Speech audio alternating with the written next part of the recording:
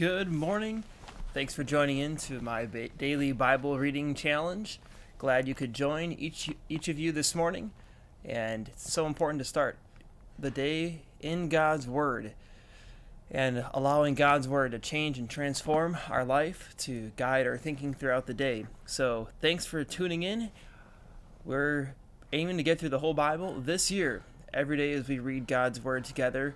About 5 chapters a day, and you'll easily get through the Bible in a year. So, we're going to be reading from Genesis 27 and 28, Proverbs 14, Psalm 14, and Matthew 14.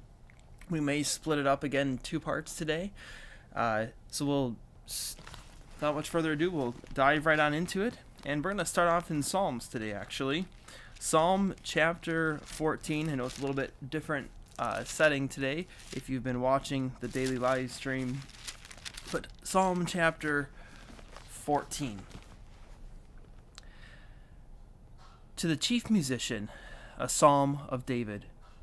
The fool hath said in his heart, there is no God. They are corrupt, they have done abominable works. There is none that doeth good. The Lord looketh down from heaven upon the children of men to see if there were any that did understand and seek God. They are all gone aside, they are all together become filthy. There is none that doeth good, no, not one. Have all the workers of iniquity no knowledge, who eat up my people as they eat bread, and call not upon the Lord? For there were they in great fear, for God is in the generation of the righteous. Ye have shamed the counsel of the poor, because the Lord is his refuge. O that the salvation of Israel were come out of Zion, when the Lord bringeth back the captivity of his people. Jacob shall rejoice, and Israel shall be glad.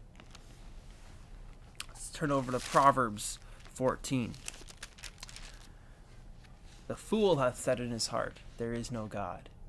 Only a fool would deny the great existence of an eternal, all-powerful God. Proverbs 14.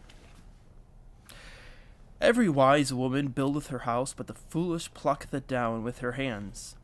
He that walketh in his uprightness feareth the Lord, but he that is perverse in his ways despiseth him.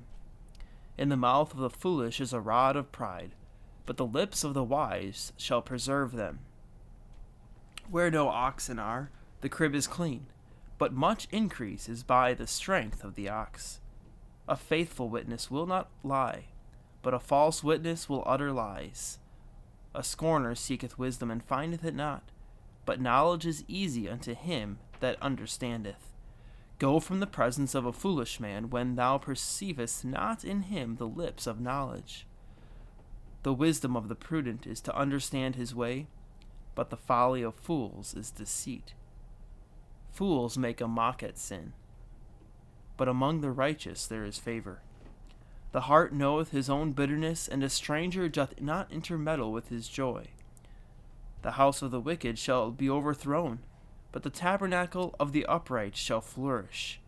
There is a way which seemeth right unto a man, but the end thereof are the ways of death. Even in laughter the heart is sorrowful, and the end of that mirth is heaviness. The backslider in heart shall be filled with his own ways, and a good man shall be satisfied from himself. The simple believe every word, but the prudent man looketh well to his going.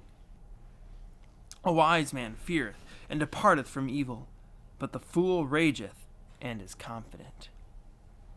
He that is soon angry dealeth foolishly, and a man of wicked devices is hated. The simple inherit folly, but the prudent are crowned with knowledge. The evil bow before the good, and the wicked at the gates of the righteous. The poor is hated even of his own neighbor, but the rich hath many friends. He that despiseth his neighbor sinneth, but he that hath mercy on the poor, happy is he. Do they not err that devise evil?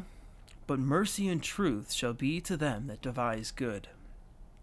In all labor there is profit, but the talk of the lips tendeth only to penury. The crown of the wise is their riches, but the foolishness of fools is folly. A true witness delivereth souls, but a deceitful witness speaketh lies. In the fear of the Lord is strong confidence, and his children shall have a place of refuge. The fear of the Lord is a fountain of life, to depart from the snares of death. In the multitude of people is the king's honor, but in the want of people is the destruction of the prince. He that is slow to wrath is of great understanding, but he that is hasty of spirit exalteth folly. A sound heart is the life of the flesh, but envy the rottenness of the bones. He that oppresseth the poor reproacheth his Maker, but he that honoureth him hath mercy on the poor. The wicked is driven away in his wickedness, but the righteous hath hope in his death. Wisdom resteth in the heart of him that hath understanding, but that which is in the midst of fools is made known. Righteousness exalteth a nation, but sin is a reproach to any people. The king's favor is toward a wise servant, but his wrath is against him that causeth shame. It's the end of Proverbs 14, and we'll jump over to Matthew 14 for the last chapter of morning reading today. Matthew chapter 14.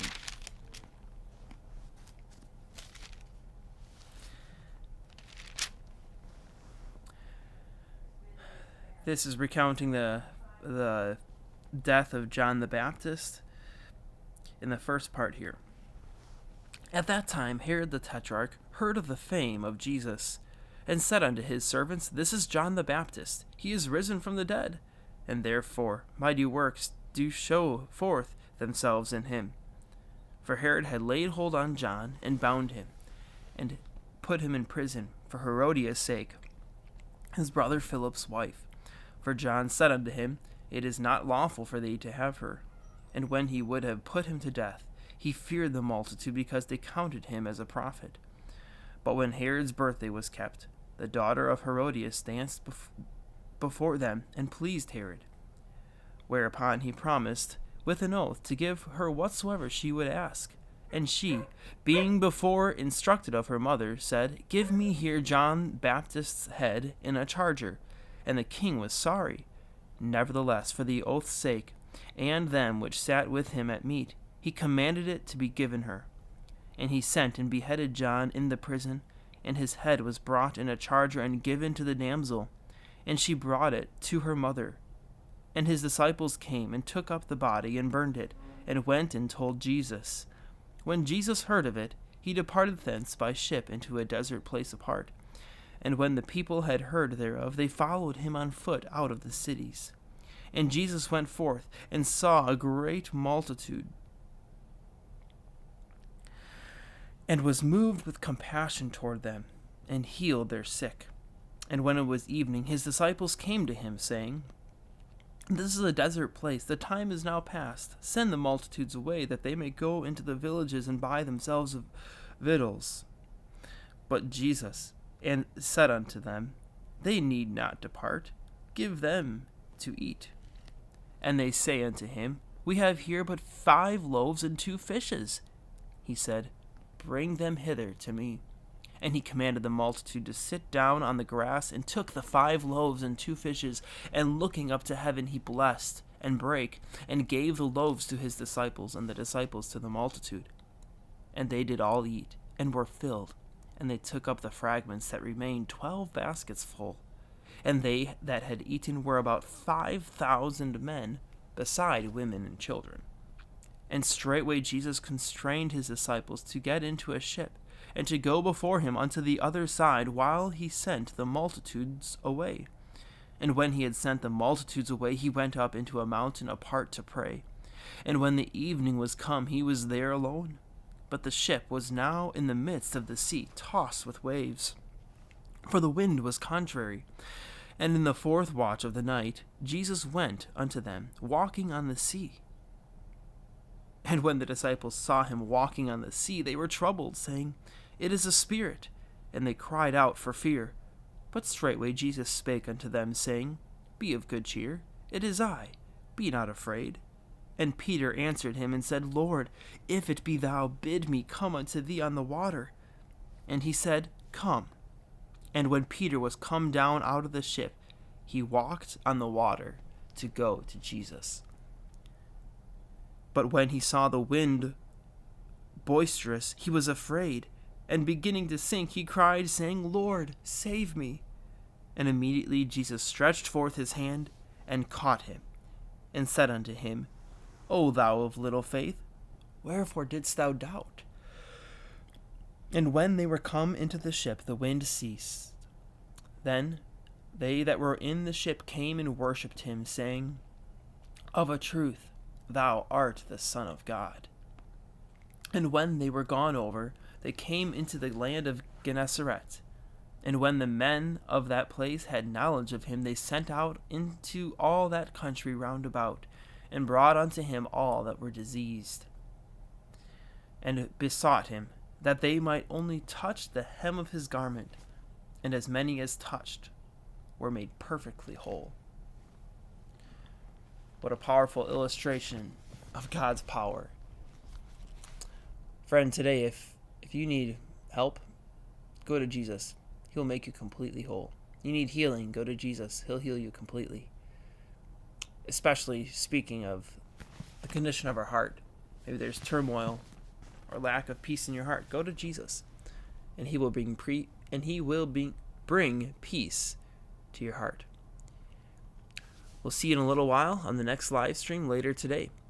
Otherwise, tune in each weekday at 5:30 to catch the Daily Bible Reading Challenge live stream. Take care. God bless.